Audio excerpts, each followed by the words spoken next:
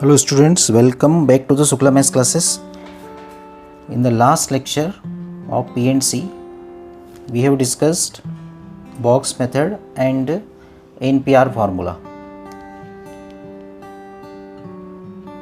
Now today we will discuss about combination and NCR formula. ठीक है, NCR formula के बारे में मतलब आज हम combination के बारे में डिस्कस करेंगे, है ना। तो लास्ट लेक्चर में हमने क्या पढ़ा था, परम्यूटेशन के बारे में पढ़ा था। ठीक है, तो परम्यूटेशन में हमने क्या देखा था,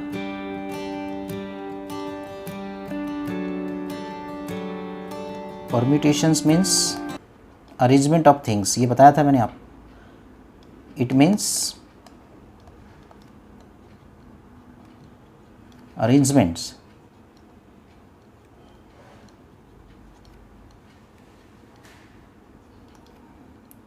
ऑफ थिंग्स। ठीक है, ये हमने देखा था, लास्ट लेक्चर में डिस्कस किया था हमने। अब ये जो अरेंजमेंट्स होता है ना, परम्यूटेशन, ये टू वेज प्रोसेस होती है एक्चुअली, है ना। ये टू वे प्रोसेस है, यानी कि इसमें जैसे हम किसी भी चीज़ का अरेंजमेंट करते हैं तो पहले हमें क्या करना पड़ता है, सिलेक्शन करना पड़ता है। तो फर्स्ट सिलेक्ट करते हैं हम लोग एंड देन उसका क्या करते हैं हम, सफलिंग करते हैं, मीन्स अरेंजमेंट करते हैं। तो पहले आपको क्या करना पड़ता है, इसमें सफलिंग करने के पहले सिलेक्शन करना पड़ता है। जैसे अभी एग्जांपल लेके समझाता हूँ इस चीज़ को। देखो, जैसे सपोज आपके पास ये तीन डिफरेंट चीज़ें आपके पास ए बी सी, ठीक है। तो we have three different things A B C. अब मुझे बताओ कि अगर मुझे यहाँ पर क्या करना है, इनका मेरे को अगर क्या करना है, इसमें से मेरे को अरेंजमेंट एक बार में दो लेके करना है। मतलब मेरे को क्या निकालना है, 3p3 निकालना है। 3p3 का मतलब कल भी बताया था मैंने लास्ट लेक्चर में, क्या बताया था कि नंबर ऑफ़ वेज, यहाँ पर 2 कर देते हैं, चलो और अच्छे से समझ में आएगा। 3p2 का मतलब क्या है, number of ways of arrangements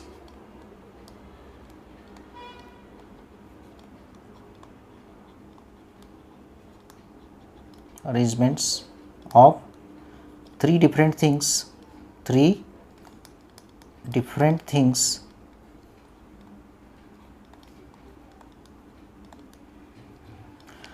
taken 2 at a time. एक बार में दो लेके कर रहे हैं हम लोग, टेकन 2 एट ए टाइम।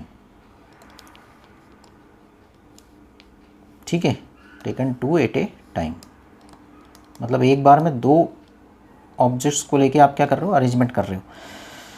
तो आंसर क्या आता था इसका, कल भी करा था हमने। 3p2 का आंसर क्या आता था, 6 आता था। ठीक है, अब देखो, तो एक्चुअल में ये जो अरेंजमेंट किया है आपने, कैसे किया होगा, आपने ऐसा करा होगा ना पहले कि कोई दो ऑब्जेक्ट को सिलेक्ट करा होगा, पहले इसमें से सिलेक्शन करा होगा ना पहले, कोई भी दो, जैसे ए बी लिया या फिर बी सी लिया या फिर ए सी लिया, उसके बाद अरेंज किया होगा ना, देन अरेंज। तो ए बी को अरेंज करके बी ए लिखा आपने, सी बी को सी, बी सी को सी बी लिखा, और ए सी का अरेंजमेंट आपने सी ए करा। मतलब ऑर्डर भी इंपॉर्टेंट होता है इसमें। ठीक है, तो अब पहले आपने सिलेक्शन किया होगा ना दो ऑब्जेक्ट का। तो जैसे मैंने बोला कि सिलेक्शन करना है मेरे को दो ऑब्जेक्ट का, तीन में से, तो मैं उसको ऐसा लिखूँगा 3c2। क्या मतलब, इसका मतलब क्या हुआ, सिलेक्शन हुआ तीन में से दो चीज़ों का, है ना। तो इसको क्या लिखूँगा मैं, number of ways of selecting, number of ways of selecting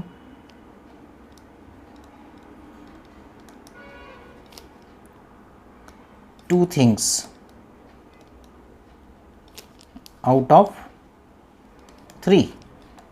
मतलब तीन में से कोई दो चीज़ सेलेक्ट करी है मैंने, तो इसको 3c2 बोलता हूँ मैं। सी का मतलब कॉम्बिनेशन है यहाँ पर, अभी समझाऊंगा कॉम्बिनेशन का मतलब, है ना। तो ये 3c2 कितना होता है, ये 3 आएगा ना। जैसे देखो 3 आया ना यहाँ पर, ए बी, या तो आपने ए बी लिया होगा और बी सी लिया होगा और सी ए लिया होगा, इनमें से एक कोई सा लिया होगा। फिर उसके बाद अरेंज किया ना आपने, ए बी को बी ए किया, मतलब हर किसी के करस्पॉन्डिंग कितने अरेंजमेंट आए, दो अरेंजमेंट। जैसे ए बी आपने सेलेक्ट कर लिया, तो ए बी को आप दो तरीके से अरेंज करोगे, बी पहले कर दो, ए बाद में। जैसे आपने बी सी लिया, तो बी सी का अरेंजमेंट दो तरीके से, सी पहले कर दिया, बी बाद में। ए सी अगर आपने लिया होगा तो ए सी और सी ए, ऐसे दो अरेंजमेंट कर सकते हो आप। तो इसको अरेंजमेंट बोलते हैं बाद में।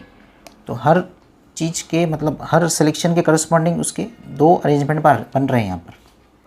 ठीक है, तो अगर मैं ऐसा बोल दूँ कि 3p2 का मतलब ऐसा हो जाएगा क्या, 3c2 मल्टीप्लाई बाय 2। 2 को फैक्टोरियल 2 लिख देता हूँ। मतलब दो चीज़ें सेलेक्ट करी पहले तीन में से, और फिर उसको अरेंज कितने तरीके से कर दिया, फैक्टोरियल 2 तरीके से। तो ये फार्मूला बना 3p2 का, तो ये ओरिजिनल फार्मूला है ना। तो सिलेक्शन क्या है, ज़्यादा इंपॉर्टेंट है ना, मोर देन कॉम्बिनेशन। तो सिलेक्शन ज़्यादा इंपॉर्टेंट होता है हमारे हिसाब से। अब देखो ये भी 6 आएगा और ये भी 6 आएगा, है ना, ये 3 आएगा और ये 2 आएगा। अभी समझाऊंगा कैसे आता है ये। तो ये दोनों इक्वल आ रहे हैं, इसका मतलब ये जो फार्मूला बना ना ये इंपॉर्टेंट है इसमें, ठीक है। अब इसको मैं प्रूफ भी करूँगा अभी थोड़ी देर में, है ना, डोंट वरी। ये तो मैं अब क्या बताने जा रहा हूँ आपको, इंपॉर्टेंट चीज़ क्या डिस्कस करने वाला हूँ मैं आज, कॉम्बिनेशन के बारे में बताने वाला हूँ आपको। कॉम्बिनेशन, तो व्हाट इज़ कॉम्बिनेशन? कॉम्बिनेशन के मीनिंग क्या होते हैं बेटा? कॉम्बिनेशन मीन्स सिलेक्शन करना, है ना। कॉम्बिनेशन का मतलब इट मीन्स सिलेक्शन, कलेक्शन या फिर कमिटी बनाना, है ना। तो मैं लिख देता हूँ यहाँ पर नोट आपको, इट मीन्स सिलेक्शन,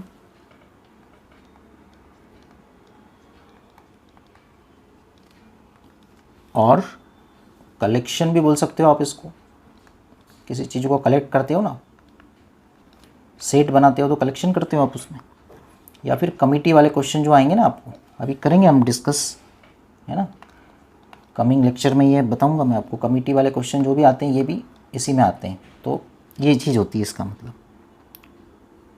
तो इसमें in which order is not important,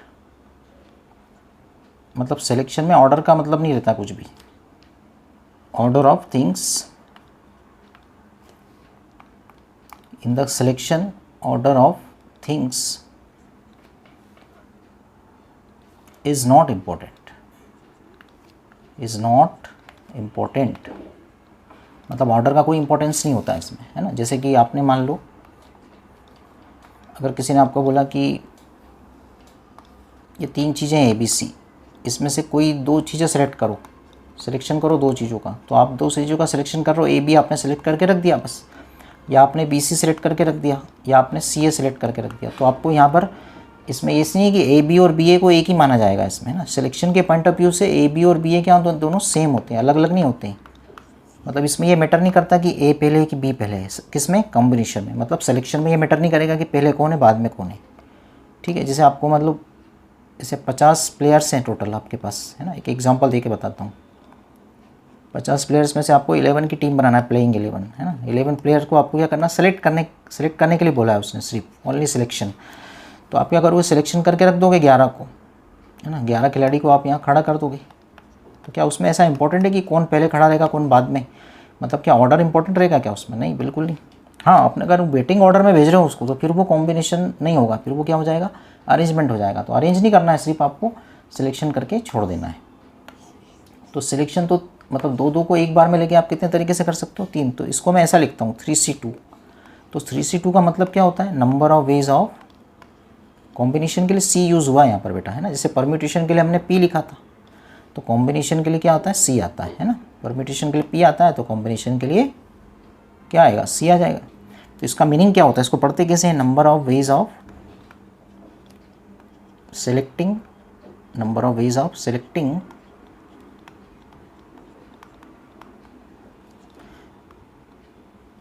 two things out of 3 different things. मतलब थिंग्स यहाँ पर डिफरेंट होना बहुत ज़रूरी है, तभी ऐसा कर पाएंगे अपन, ठीक है। थिंग्स का डिफरेंट होना ज़रूरी है यहाँ पर। तो इसके भी बताए थे मैंने, कितने आ रहे हैं, 3 आ रहे हैं ना, तो इसका आंसर 3 आता है, ठीक है। अभी आपको मैंने थोड़ी देर पहले एक्सप्लेन किया था कि 3P2 का मतलब क्या बताया था मैंने अभी आपको थोड़ी देर पहले आप 3 में से 2 का सिलेक्शन करो, फिर उन 2 का अरेंजमेंट करो। तो यहाँ से अब आप समझ गए होंगे कि इसी से आप 3C2 का फार्मूला यहाँ से निकाल सकते हो। तो 3C2 का फार्मूला क्या हो जाएगा, 3P2 डिवाइडेड बाय फैक्टोरियल 2। अब 3P2 का NPR का फार्मूला मैं ऑलरेडी आपको बता चुका हूँ। तो NPR का फार्मूला क्या था बच्चों, याद होगा आपको, है ना। पिछले लेक्चर में आप देखना क्या था NPR का फार्मूला, फैक्टोरियल n अपॉन, एक बॉक्स मेथड से प्रूव किया था मैंने, याद है ना। तो 3P2 का फार्मूला क्या बन जाएगा, n की जगह 3 आ जाएगा, है ना, और r की जगह यहाँ पर 2 आ जाएगा, और एक फैक्टोरियल 2 पहले से भी है नीचे। तो 3c2 की वैल्यू निकल जाएगी यहाँ से। 3c2 की वैल्यू कितनी आ जाएगी, factorial 3 upon factorial 1 into factorial 2, 6/2 that is 3। तो ये देखो 3 आ गया ना आंसर, 3 आ भी रहा है इसमें। अगर आप तीन चीज़ों में से, तीन डिफरेंट थिंग्स में से दो थिंग्स को एक बार सेलेक्ट करोगे, सिलेक्शन करोगे मतलब, तो सिलेक्शन करते समय आपको क्या होगा कि दो दो की टीम बनेगी ए बी की, या तो दो की टीम ए बी बनाई आपने, या बी सी बनाया, या फिर सी ए बनाया। दो दो की टीम बनाना है आपको तीन प्लेयर्स में से, तो या तो आप ए बी बना लो, या बी सी बना लो, या सी ए बना लो। तो टीम बनाने का मतलब वही कॉम्बिनेशन कर रहे हो आप इसका। तो यहाँ पर ऑर्डर इंपॉर्टेंट नहीं है ना कि बी ए पहले कि बी बाद में, बी ए, ये मैटर नहीं करेगा ऑर्डर है इसमें, सिर्फ आपको सिलेक्शन करके छोड़ना है। तो तीन तरीके होंगे। और अगर कोई बोले इसको अरेंज भी करो, तो फिर अरेंजमेंट इसके दो हो जाएंगे, इसके दो, इसके दो, तो टोटल 6 हो जाएंगे, 2 + 2 + 2 + 2 ऐसा 6 आ जाएंगे, है ना। ठीक है, समझ में आ गई होगी बात, है ना। अब इसी को देखते हुए अपन ये बोल सकते हैं क्या, क्योंकि NCR लिखा हुआ है या NPR लिखा हुआ है मान लो, तो NPR का मतलब क्या हो जाएगा कि N में से पहले आपने सिलेक्शन करा R चीज़ों का, ठीक है, और फिर उन R चीज़ों को क्या करा आपने, अरेंज कर दिया। तो NCR का फार्मूला भी बन जाता है फिर यहाँ से। NCR का फार्मूला क्या बन जाता है, NPR अपॉन फैक्टोरियल R। अब NPR का फार्मूला अभी लिखा था हमने थोड़ी देर पहले, factorial N upon N - R, और एक फैक्टोरियल R पहले से ही है। तो NCR का ये फार्मूला आ गया बच्चों यहाँ पे, factorial N upon N - R into factorial R, ये फार्मूला आ गया NCR का। ठीक है ना, ये NCR का फार्मूला है। बात आपको समझ में आ गई होगी, है ना। ठीक है, तो ये याद रखना है आपको, NCR का फार्मूला ये काम आएगा। आप जैसे आपको सपोज़ किसकी वैल्यू निकालना है, जैसे किसी ने बोला 5c2 की वैल्यू, तो 5 में से 2 का सिलेक्शन करना है अपने को, यानी कि 5 लोग हैं, इन 5 लोगों में से 2 प्लेयर, 2-2 की टीम बनाना है आप। तो कैसे बना सकते हो आप, AB बनाओ, या AC बनाओ, या AD बनाओ, या AE बनाओ, ऐसे कितनी टीम बना सकते हो आप 5c2। तो फार्मूले में वैल्यू रख दो आप, तो सीधे आपको काउंटिंग करने की ज़रूरत थोड़ी ना, ऐसे ऐसे करने की ज़रूरत नहीं है आपको, आप तो डायरेक्ट फार्मूले पर रखो। तो 5 - 2 इंटू R की जगह 2 रख दो, तो कितना आ जाएगा, फैक्टोरियल 5 कितना होता है, 120 होता है। ये होता है 3 और ये होता है 2, तो 120 अपॉन 6 इंटू 2 फैक्टोरियल 3, तो ये कितना आ गया, 10 आ गया आंसर, है ना। अच्छा, अब इसको स्पीड से सॉल्व करने के लिए क्या टेक्निक होती है कि ऊपर आप 5 इंटू 4 लिख लो 2 बार, जैसे 5 2 लिखा ना नीचे, तो 2 टाइम्स लिख लो, और 2 इंटू 1 लिख लो, तो डायरेक्ट आंसर आपका 10 आ जाता है। जैसे आपको 5c4 करना है,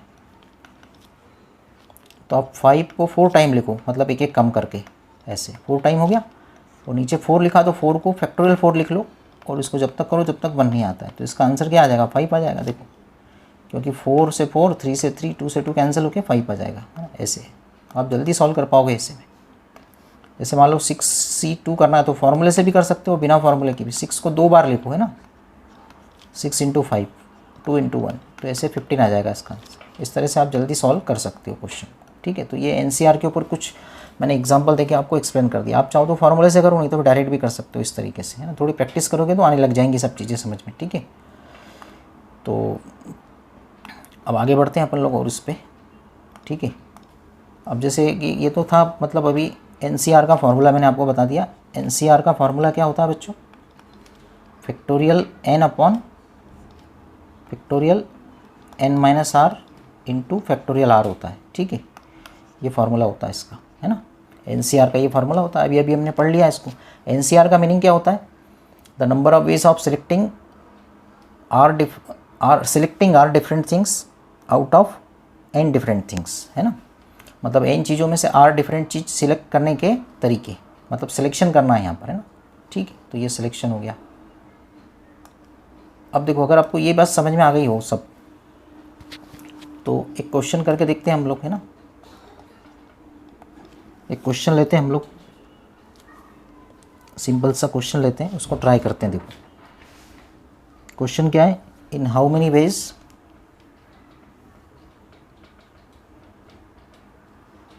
क्वेश्चन क्या है, in how many ways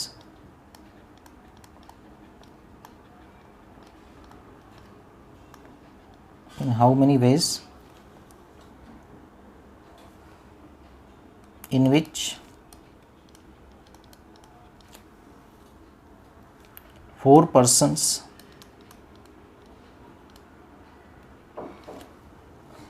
can be seated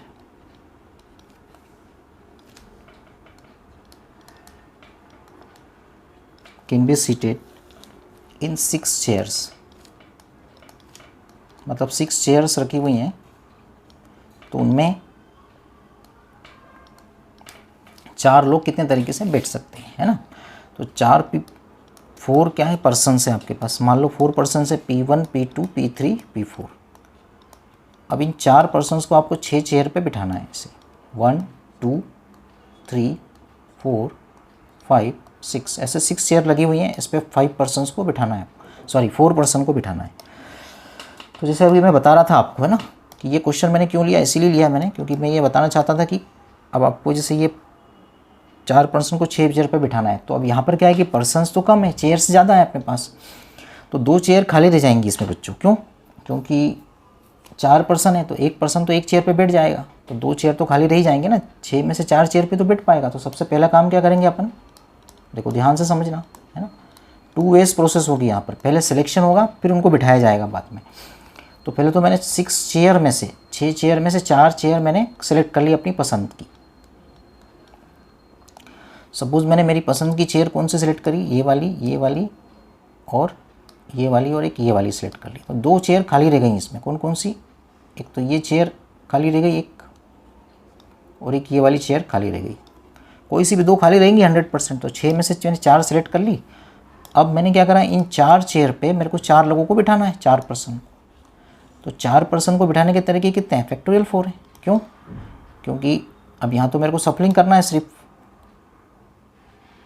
तो फैक्टोरियल 4 तरीके से मैं इनको अरेंज कर सकता हूँ। अब ये फैक्टोरियल 4 का मतलब क्या है, जैसे P1 P2 P3 P4 है ना, तो फैक्टोरियल 4 का मतलब है कि अब इनको ऑर्डर भी इंपॉर्टेंट हो गया इसमें, कि P1 के बाद P3 भी आ सकता है, P2 आ सकता है और फिर P4 आ सकता है। ऐसे 4 चेयर पे ऐसे बैठ जाएंगे, या फिर हो सकता है कि P1 पहले आया फिर P4 आया हो। तो ऐसे बच्चों ये 24 वेज हो जाएंगे, ऐसे पता है आपको, ऐसे बहुत सारे बना के देखोगे ना ऐसे, तो ये 24 बने हुए दिखेंगे आपको टोटल, ऐसे करते करते। अब सब फिजिकल काउंटिंग 24 टाइम करके दिखा सकता हूँ मैं इसमें, है ना, लेकिन उसकी ज़रूरत नहीं है। तो बस यही आपका आंसर हो जाएगा। अच्छा 6C4 को क्या लिख सकते हो आप, 6 × 5 × 4 टाइम लिखोगे ना इसको, या तो फार्मूले से कर लो आप, इसको फार्मूले से भी कर सकते हो। तो फार्मूला क्या है अपना, NCR का n-r और अपन में फैक्टोरियल r इंटू फैक्टोरियल 4, ये कैंसिल हो गया। अब देखो फैक्टोरियल 6 अपन कितना बचा, फैक्टोरियल 2 बचा। तो 6 × 5 × 2 बार लिख ली, 4 × 3 × फैक्टोरियल 2 तक रोक दिया इसको, तो ये कैंसिल आउट हो गया। तो आंसर क्या आ गया आपका, इसको कैलकुलेट कर लोगे, आ जाएगा आपका आंसर, है ना। कितना आ जाएगा आंसर, कैलकुलेट कर लो उसको, 360 आता है शायद, हाँ 360 आ जाएगा करेक्ट, मल्टीप्लाई करने के बाद। तो 360 वेज से ये काम हो सकता है। तो देखो यहाँ पर क्या हुआ बेटा, पहले तो मैंने इसका सिलेक्शन किया, 6 चेयर में से 4 चेयर सेलेक्ट कर ली मैंने, कोई सी भी अपनी पसंद से, ये वाली और आखिरी वाली, है ना। फिर 4 लोगों को फैक्टोरियल 4 तरीके से बिठा दिया। तो यहाँ पर सिलेक्शन हुआ है पहले, देन तो एंड के लिए मल्टीप्लाई आया है ना, बीच में प्रोडक्ट टू लगा है, फिर 4 लोगों को बिठाया है मैंने फैक्टोरियल 4 तरीके से। ठीक है, इस तरीके से हम कर सकते हैं ये काम। ठीक है, बात समझ में आ गई होगी आपको, है ना। चलो, तो ये तो था हमारा, है ना, एक क्वेश्चन। अब इसके कुछ क्वेश्चन और ले रहा हूँ मैं जो काफ़ी इंपॉर्टेंट है, और उसको आप बिना फॉर्मूले के भी प्रूव कर सकते हो। देखो जैसे कि काफ़ी इंपॉर्टेंट क्वेश्चन ले रहा हूँ मैं, क्वेश्चन नंबर 1 है, show that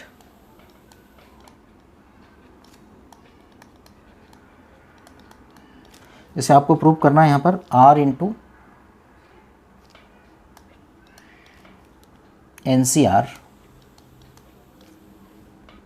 is equal to n × n-1 CR-1। इसको बेटा दूसरे तरीके से भी आप लिख सकते हो। इस फॉर्मूले को कैसे लिख सकते हो, जैसे मैंने लिखा NCR और R को डिवाइड में ले गया, तो n/r × n-1 CR-1 आ जाएगा। तो दोनों एक ही बात है ना, दोनों चीज़ सेम है ये और ये, क्योंकि बस R को डिवाइड में ले गया जस्ट में, है ना। अब इसको प्रूव करने के लिए क्या करूँगा मैं यहाँ पर, कि डायरेक्ट अप्रोच लगाऊंगा मैं सिलेक्शन वाली, है ना, इसमें। ठीक है, तो इसको सिंपल बनाने के लिए अपन एक काम करते हैं, कुछ नंबर ले लेते हैं इसमें, है ना। जैसे अभी क्या है, ये सिंपल नहीं लग रहा है अपने को, R-N-S-S चीज़ें दिख रही ना, तो इसमें थोड़ी सी प्रॉब्लम आती है बच्चों को। तो थोड़ी देर के लिए मैं क्या कर रहा हूँ कि एज्यूम कर लेता हूँ कि R11 है और आपका जो n है उसको कुछ एज्यूम करके 50 ले लेते हैं सपोज, चलो n को 50 ले लिया मैंने। तो मतलब अब आपको क्या प्रूव करना पड़ेगा, यहाँ से आपको प्रूव करना पड़ेगा, we have to prove, r की जगह बेटा 11 ले लिया मैंने, तो 11 मल्टीप्लाई 50c r मतलब 11 इक्वल टू n की जगह 50 इंटू n-1 कितना आ जाएगा, 49 आ जाएगा। आएगा कि नहीं आएगा, n की जगह 50 रखोगे तो, और इधर आएगा r-1 मतलब 10 आ जाएगा। तो आपको अल्टीमेटली ये प्रूव करना है। अब इसको प्रूव करने का देखो तरीका क्या होता है, सिंपल अप्रोच बता रहा हूँ मैं एकदम आपको। LHS का क्या मतलब है, देखो यहाँ पर LHS है आपके पास 11 इंटू 50c11। तो इसको समझना आप ध्यान से। आप क्या करोगे, पहले ऐसा मान लो कि आपके पास टोटल 50 प्लेयर्स हैं। कितने प्लेयर्स हैं, देखो ध्यान से देखना यहाँ पर है ना, 50 प्लेयर्स हैं मान लो, टोटल 50 प्लेयर्स हैं और आप सिलेक्टर हो मान लो, है ना, आपको सिलेक्शन करना है, आप सिलेक्टर हो। तो आपको इसमें से 11 की टीम बनाना है, कितने की, प्लेइंग 11 बनाना है आपको इसमें, प्लेइंग 11। तो you have to make playing 11, 11 खिलाड़ी आपको सिलेक्ट करना है, ठीक है, 11 प्लेयर को। तो आप क्या, और एक कैप्टन भी बनाना है उसको, and then select a captain, select a captain, captain भी बनाना है बच्चों। तो आप क्या करोगे, पहले तो सबसे पहले काम करोगे 50 में से 11 प्लेयर को सेलेक्ट कर लो आप। तो कितने तरीके से सेलेक्ट कर सकते हो 50 में से 11 को, 50c11 है ना, सिलेक्शन ऐसे तो होता है, अभी तो बताया था थोड़ी देर पहले मैंने। 50 प्लेयर्स में से 11 को सिलेक्ट कर लिया आपने, तो कितने तरीके से कर लिया, 50c11 तरीके से। एंड कैप्टन भी बनाना है आपको, तो एंड के लिए क्या लगता है, मल्टीप्लाई। अब आपके पास में 11 प्लेयर आके खड़े हो गए है ना, आपने 50 में से 11 को अलग कर लिया पहले, मतलब सिलेक्शन कर लिया 50 में से 11 का, तो ये 50c11 तरीके से कर लिया आपने ऐसा काम। अब जो 11 प्लेयर आपके पास खड़े हो गए आके, उसमें से आप 11 में से एक कैप्टन सेलेक्ट करोगे ना, एक को सिलेक्ट करोगे, तो एक को सिलेक्ट कर लिया, कैप्टन बना दिया आपने। तो ये कैप्टन बनाया, 11c1 का मतलब कैप्टन बना दिया। अब 11c1 तो 11 ही आता है ना, 11c1 की वैल्यू क्या होती है, 11 होती है। तो 50c11 इंटू 11 आ गया, तो ये LHS हो गया आपका। अच्छा, अब अगर मैं RHS की बात करूँ तो RHS भी यही चीज़ है, सेम। अब RHS में थोड़ा उल्टा करते हैं अपन। पहले क्या करते हैं अपन, देखो अपने को क्या करना है, दो काम करना है। एक तो हमें पहला वर्क क्या है हमारा, कि हमें कैप्टन बनाना है और प्लेइंग 11 सेलेक्ट करना है। तो अपन क्या करते हैं, देखो सुनो, हमने क्या करा कि पहले क्या करा, इस बार पहले अपन कैप्टन सेलेक्ट कर लेते हैं। तो 50 में से अपने को एक कैप्टन सेलेक्ट कर लिया मैंने सबसे पहले, 50c1 तरीके से। तो कैप्टन सेलेक्ट कर लिया मैंने पहले, ठीक है। एंड अब मेरे को क्या करना है, मेरे पास कितने खिलाड़ी आ गए, एक ही खिलाड़ी आया ना अभी, 50 में से मैंने एक कैप्टन सेलेक्ट कर लिया, तो 50 आएगा ये वैसे तो मेरे पास क्या आ गया, एक प्लेयर आ गया कैप्टन सेलेक्ट हो चुका है। एंड अब मेरे को कितने प्लेयर बचे वहाँ पर, 49 प्लेयर बचे। तो 49 में से मेरे को 10 और उठाना है, क्योंकि एक तो मैं ले चुका हूँ, कैप्टन पहले ही आ चुका है ना। अब कैप्टन तो पहले ही आके खड़ा हो गया ना मेरे पास, वैसे विराट कोहली तो पहले से आके खड़ा हो गया मेरे पास, विराट कोहली एक खिलाड़ी आ चुका है। अब 10 और चाहिए मेरे को, तभी तो 11 बनेंगे। तो कितने में से 10 उठाऊंगा मैं, बच्चे 49 में से है ना। तो ये देखो, अब ये दोनों का मतलब क्या है बेटा, सेम ही तो है ना, LHS RHS दोनों बराबर होना चाहिए। क्योंकि दोनों में क्या हुआ है, इसमें भी 11 प्लेयर आए हैं, इसमें भी 11 प्लेयर आए। इसमें अपन ने क्या करा था, पहले 11 प्लेयर उठाए थे 50 में से 11, एंड का मतलब मल्टीप्लाई, फिर 11 में से एक कैप्टन सेलेक्ट करा था। और यहाँ उल्टा कर दिया, यहाँ पहले क्या करा, पहले कैप्टन सेलेक्ट करा 50 में से एक, फिर जो बचे हुए 49 प्लेयर थे उसमें से 10 क्या करें, और बचे हुए प्लेयर और सेलेक्ट कर लिए। तो कैप्टन तो आ ही चुका और 10 और आ चुके, मतलब टोटल 11 प्लेयर इधर भी आ गए, इधर भी 11 प्लेयर, तो दोनों काम सेम हुआ, तो ये प्रूफ हो गया। अब आप कुछ मत करो, आप तो बस जहाँ जहाँ अपन ने 50 लिखा उसकी जगह n कर दो, और जहाँ 11 लिखा उसकी जगह r कर दो, तो ये प्रूफ हो जाएगा फार्मूला आप, ठीक है ना। तो ये था पहला फार्मूला जो हमने प्रूफ कर लिया। अब जल्दी से अपन देखो एक फार्मूला और प्रूफ करते हैं, ठीक है। तो इसमें क्या प्रूफ करना है आपको, शो दैट, इसमें प्रूफ करना है आपको, ये काफ़ी इंपॉर्टेंट है बेटा, ये दोनों ही फार्मूले बहुत यूज़ होंगे आगे चल के, है ना। मैं कराऊंगा क्वेश्चन इसके, NCR+1 इक्वल टू इधर आएगा n+1 CR+1, ये बहुत इंपॉर्टेंट फार्मूला, ये भी प्रूफ करूंगा। देखो मैं अभी इसका प्रूफ कैसे दे रहा हूँ, देखो मैं यहाँ पर भी मैं कुछ इसको सिंपल बनाने के लिए कुछ एजम्पशन कर रहा हूँ मैं यहाँ पर, ठीक है। n को सपोज 49 ले लेता हूँ मैं, और r को ले लेता हूँ बच्चों में यहाँ पर 10, ठीक है। तो प्रूफ क्या करना रह गया अब मेरे को? अब मेरे को प्रूफ करना है यहाँ पर 49C10 प्लस n की जगह तो 49 रख रहा हूँ मैं, r की जगह 10 रखूँगा तो यहाँ 11 आ जाएगा, यहाँ पर n की जगह 49 रखूँगा तो 50 आ जाएगा, 49 + 1 50, c r + 1 मतलब 11, ठीक है, 10 + 1 11 हो जाएगा। तो ये प्रूफ करना है मेरे को, ठीक है, ये प्रूफ करना है बच्चों मेरे को। तो मेरा टारगेट ये है, अगर ये प्रूफ कर दूंगा तो ये भी समझ में आ जाएगा ऊपर वाला, n की जगह 49 और r की जगह 10, है ना।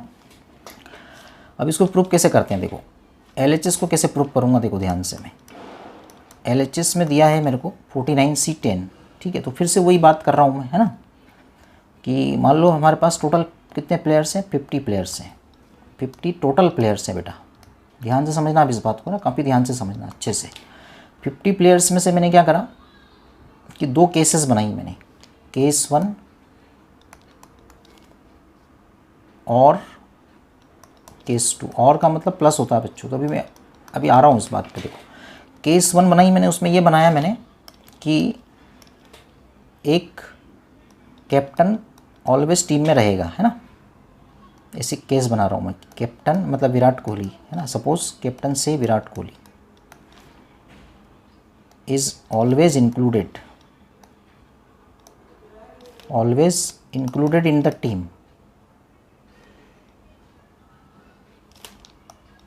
टीम, जो टीम आप प्लेइंग 11 बनाओगे ना उसमें, तो आपको 11 की टीम। और दूसरी केस क्या है, और केस 2 में क्या ले रहा हूँ मैं कि इस बार क्या है कि मान लो इंजर्ड हो गया विराट कोहली, तो Virat Kohli is not included in the team. तो कैप्टन और किसी को बना लेंगे, कोई दिक्कत थोड़ी है। क्या विराट कोहली नहीं खेलेगा तो क्या टीम नहीं खेलेगी? टीम तो खेलेगी। तो इसमें क्या है, विराट कोहली को तो रखना ही रखना है। अब सोचो ज़रा, दिमाग लगाओ, 50 प्लेयर्स हैं आपके पास, कितने प्लेयर्स हैं? 50। अब 50 में से मैंने बोला कि विराट कोहली को तो मैंने खड़ा कर लिया, केस 1 की बात कर रहा हूँ बच्चों में, ध्यान से देखना आप, है ना, ध्यान से समझना। केस 1 में मैंने क्या करा, विराट कोहली को खड़ा कर लिया इधर, तो एक प्लेयर तो ऑलरेडी आ चुका है मेरे पास। अब मेरे को तो कितने प्लेयर रिमेनिंग, कितने 10 प्लेयर ही चुनना है ना मेरे को। सिलेक्शन कितने का करना है? 10 का ही करना है मेरे को। और कितने में से करना है? देखो भाई, विराट कोहली आगे खड़ा हो गया तो बचे कितने? अब 49 बचे। तो 49 में से मेरे को कितने सेलेक्ट करना है बच्चों? बोलो, तुम ही बोलो। 49 में से कितने सेलेक्ट कर लूँगा मैं?